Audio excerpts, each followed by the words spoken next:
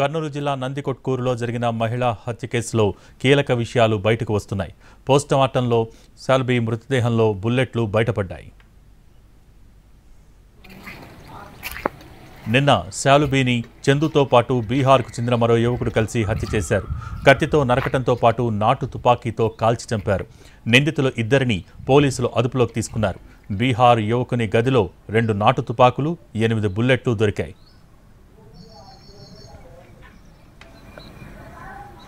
హత్యకు గురైన శాలుబీకి నేర చరిత్ర ఉంది. హత్య, పలు చోరీ కేసుల్లో శాలుబీ నిందితురాలు. ఆమెపై నందికొట్కూరులో 6 కేసులు, కర్నూలులో 4 కేసులు ఉన్నాయి. 2015లో గజేంద్రను శాలుబీ హత్య చేసింది.